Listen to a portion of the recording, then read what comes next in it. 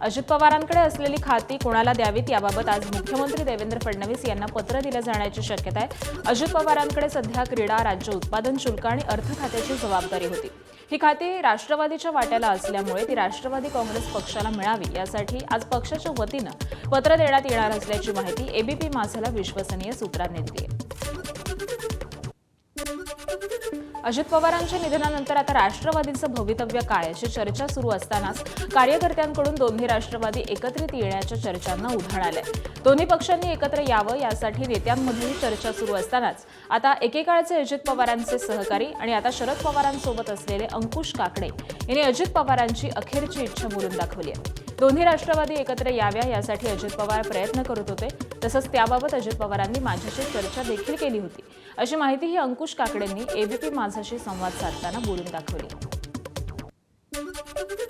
आज मला राहून राहून दुःख होतंय की अखेरच्या क्षणाला दोन्ही राष्ट्रवादी काँग्रेस एक व्हावी यासाठी दादांनी मला 2-3 वेळा आग्रह केला की अंकुशराव, तुम्ही विठ्ठल शेठ मणियार, श्रीनिवास पाटील, तुमचे साहेबांशी चांगले संबंध आहेत, नेहमी तुमच्या वारंवार भेटीगाठी होतात, साहेबांशी आपण बोला आणि दोन्ही राष्ट्रवादी एक कशा होतील या दृष्टीने प्रयत्न करा। आम्ही आमच्याकडनं जेवढे प्रयत्न करता शक्य होते तेवढे मी आणि विठ्ठल शेठ सातत्याने करत होतो, परंतु त्याला दुर्दैवाने काही यश येऊ शकलं नाही। पण दादांशी चर्चा करत असताना बऱ्यापैकी वाटाघाटी झाल्या आणि त्यावेळी दादा म्हणत होते की काय नेमकी माशी कुठे शिंकली माहिती नाही, खरं म्हणत आपण 12 डिसेंबरलाच एकत्र येणार होतो, पण तो येऊ शकलो नाही।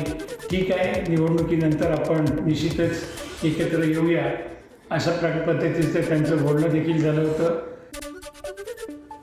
केंद्रीय मंत्री रामदास आठवले यांनी सुनेत्रा पवारांना मंत्रिमंडळामध्ये घेत अजितदादांच्या वारसदार करण्याची मागणी केली आहे।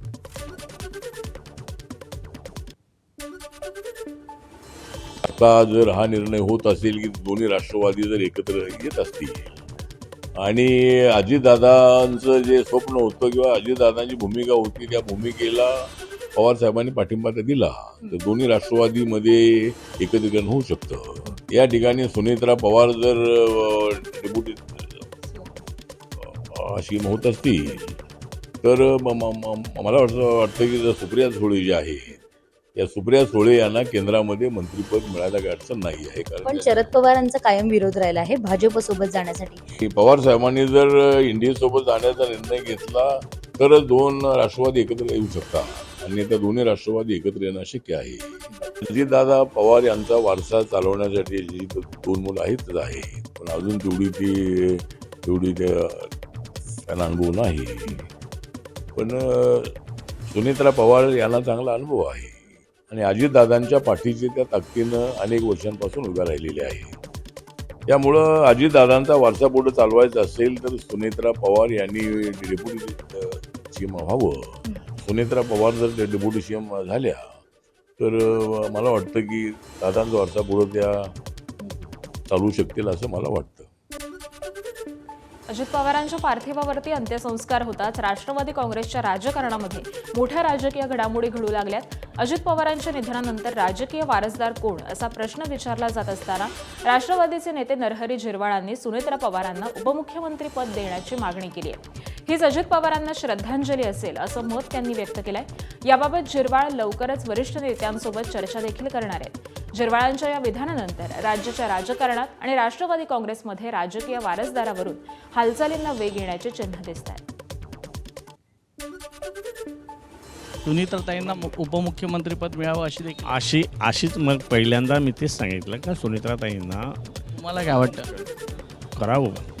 एक दादांना एक श्रद्धांजली होईल, दादांचा वारसा पुढं चालू राहील, पवार कुटुंबाचा वारसा चालू राहील। दादांचा पुढचा वारसा कोण चालवणार या संदर्भात सध्या चर्चा चालू आहे। आपण एक वरिष्ठ नेते आहात, अनुभवी नेते आहात, काय वाटतं आपल्याला की आता हा वारसा कोणी चालवणार? तर वहिनींना पुन्हा कुठंतरी त्या ठिकाणी मिनिस्ट्रीमध्ये आणावं अशी जनतेची अगदी प्रामाणिक इच्छा आहे। त्या पद्धतीनं वरिष्ठांबरोबर बसून ती चर्चा करून तसा निर्णय घ्यायला विनंती करू।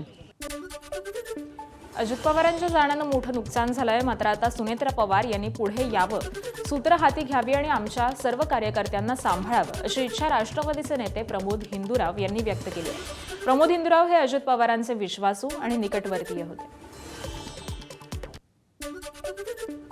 सुनेत्रा वहिनींनी आता या पुढच्या काळामध्ये हे सर्व आम्हाला सर्व लोकांना सांभाळलं पाहिजे, कारण भोळी भाबडी राष्ट्रवादीचे कार्यकर्ते ते दादाच्या बरोबर आहेत.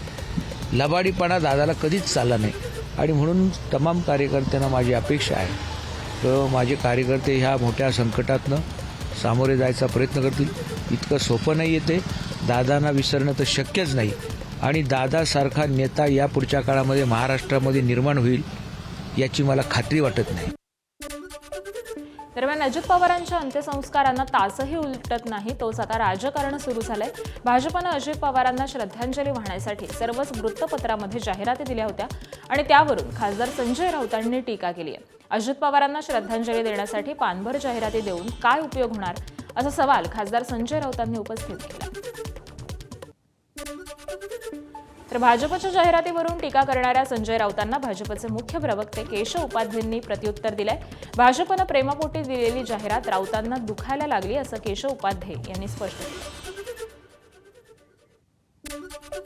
अजून अजित पवारांच्या चितेची धग सुद्धा शांत झाली नाही तोवर संजय राऊत तुम्ही राजकारण करावं. खरं म्हणजे आज जी भाजपाने जाहिरात दिली ती अजितदादाबद्दलच्या असलेल्या आदरापोटी प्रेमापोटी दिलेली जाहिरात आहे, पण ती जाहिरातही संजय राऊत यांना दुखायला लागली आहे. खरं म्हणजे ज्यांनी आपल्या पक्षातल्या सहकाऱ्यांना पक्ष सोडायला भाग पाडलं त्यांना इतर पक्ष, सहकारी पक्ष, त्यांचे नेते, त्यांच्या जाण्याने होणाऱ्या वेदना, दुःख याची जाणीव कुठे असणार. संजय राऊतजी, थोडं तरी राजकारण करताना माणुसकीचं दर्शन घडवा, ही तुमची हीन माणुसकी. अजित पवारांच्या अपघातानंतर मुख्यमंत्र्यांचं केंद्रीय नागरी उड्डाण मंत्र्यांना पत्र लिहून अपघाताची चौकशी करण्याची मागणी केली होती.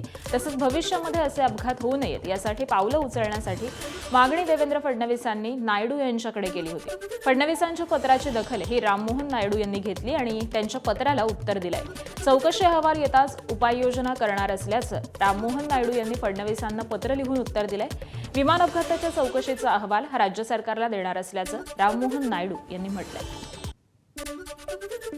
बारामतीतील विमान अपघाताच्या चौकशीला आता वेग आलेला आहे. विमानातील ब्लॅक बॉक्स म्हणजेच FDR आणि CVR मधील रेकॉर्डिंग्स ही काढण्याची प्रक्रिया सुरू आहे. प्राथमिक तपासामध्ये अपघाताच्या काही मिनिटांआधी पायलट जोरात ओरडल्याची माहिती समोर आली आहे. चुकीच्या ठिकाणी लँडिंग होत असल्याची जाणीव अपघाताच्या काही सेकंद आधी पायलटला झाल्याचा अंदाज व्यक्त केला जातोय.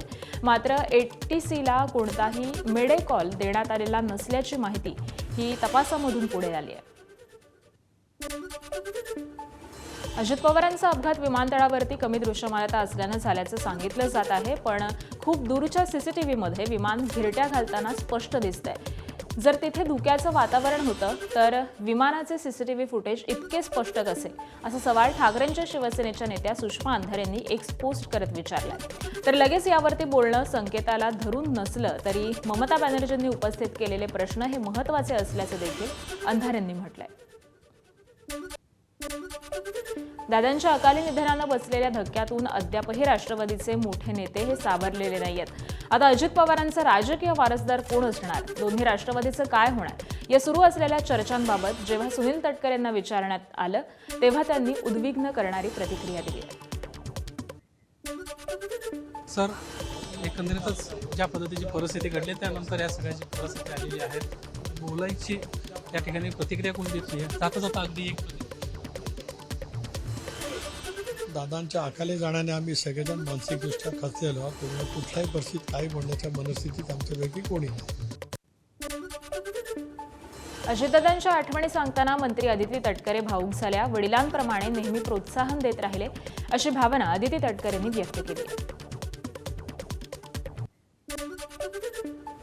त्यांनी नेहमीच आम्हा सगळ्यांना पाठबळ दिलं, आधार दिला. चांगलं काम केलं तर प्रशंसा करायची, थोड्या कुठे चुका झाल्या तर हक्काने वडिलांसारखं ओरडायचे, मार्गदर्शन करायचे. आणि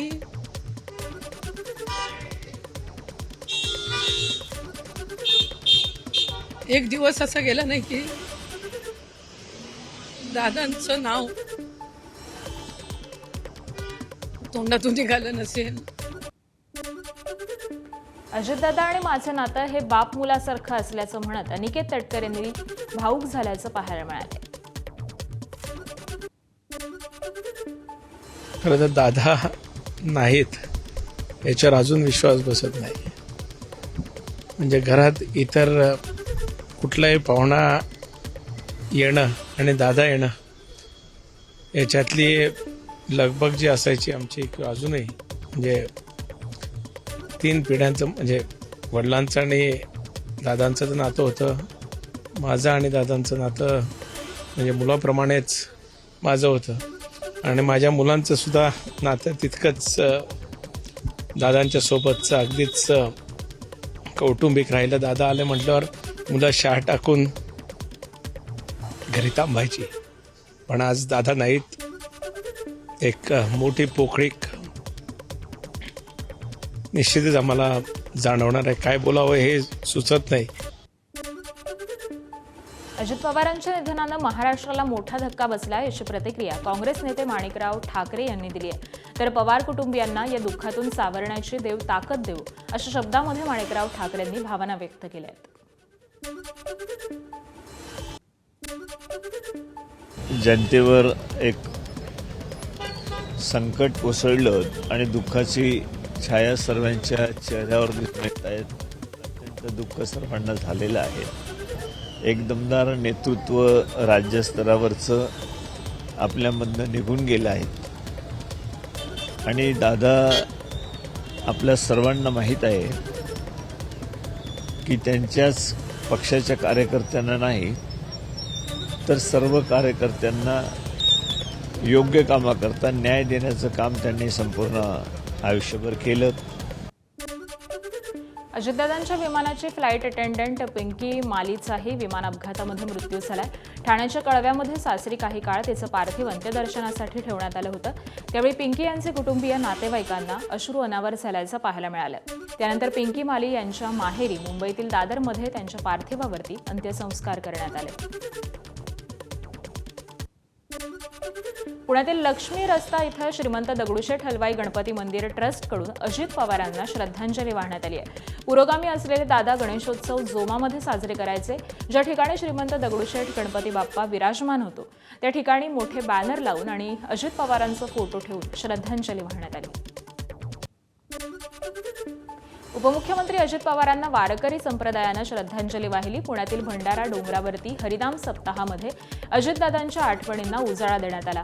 भंडारा डोंगरावरती उभारण्यात येत असलेल्या संत तुकाराम महाराजांच्या मंदिरासाठी अजितदादांचं मोठं योगदान आहे. वारकरी संप्रदायासाठी अजितदादांचं मोठं कार्य आहे याची आठवण करून देत वारकरी संप्रदायानं अजितदादांना श्रद्धांजली वाहिली.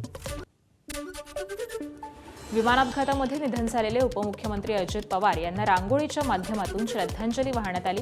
बेळगावातील प्रसिद्ध रांगोळी कलाकार अजित औरवाडकर यांनी रांगोळीमधून अजित पवारांची प्रतिकृती रेखाटत श्रद्धांजली वाहिली. सिंधुदुर्गच्या कणकवलीतील सर्वपक्षीय नेत्यांनी एकत्र येत अजित पवारांना श्रद्धांजली वाहिली. यावेळी सर्वच नेत्यांनी अजितदादांच्या आठवणींना उजाळा दिला. यावेळी कणकवलीतील नागरिक देखील मोठ्या संख्येनं उपस्थित होते. नाशिकच्या दिंडोशीमधील अजित पवारांच्या समर्थकांचा हृदयविकाराच्या झटक्यानं मृत्यू झालाय. ढंकांबे गावच्या 63 वर्षीय सुदाम बोडकेंचं निधन झालंय. अजित पवारांच्या निधनाच्या बातमीनं बोडके अस्वस्थ होते. ते कामानिमित्त नाशिककडे जात असताना त्यांना त्रास जाणवू लागला. ते स्वतः उपचारासाठी एका खासगी रुग्णालयामध्ये गेले, मात्र तिथेच ते कोसळल्याची माहिती कुटुंबियांनी दिली. मुख्यमंत्री देवेंद्र फडणवीस आणि उपमुख्यमंत्री एकनाथ शिंदेंची वर्षा बंगल्यावरती महत्त्वाची बैठक झाली. मुंबई महापालिकेतील सत्ता स्थापनेबाबत पालिकेतील महत्त्वाची पदं आणि समित्यांच्या वाटपावरती बैठकीमध्ये चर्चा झाल्याची विश्वसनीय सूत्रांची माहिती आहे. जवळपास 1 तास झालेल्या बैठकीमध्ये एकत्र गट स्थापन करण्यावर देखील चर्चा झाली. यावेळी लवकरच भाजप आणि शिवसेना कोकण भवनामध्ये जाऊन एकत्र गट स्थापन करू शकतात. मात्र राज्यातील दुखवटा लक्षात घेता पालिकेसंदर्भातील प्रक्रिया ही 3 ते 4 दिवस पुढे ढकलण्यावरती एकमत झाल्याची माहिती आहे. दरम्यान अजित पवारांच्या निधनामुळे जिल्हा परिषद आणि पंचायत समितीच्या निवडणुका देखील पुढे ढकलण्यात आल्या. आता 5 फेब्रुवारीऐवजी निवडणुका 7 फेब्रुवारीला होणार आहेत, तर 9 फेब्रुवारीला मतमोजणी होणार आहे. अजित पवारांच्या निधनामुळे राज्यामध्ये 3 दिवसांचा दुखवटा जाहीर करण्यात आलाय. यामुळे 12 जिल्हा परिषदा, 125 पंचायत समित्यांच्या सार्वत्रिक निवडणुकांच्या उर्वरित टप्प्यांमध्ये बदल हा करण्यात आलाय. एबीपी माझा, उघडा डोळे बघा नीट.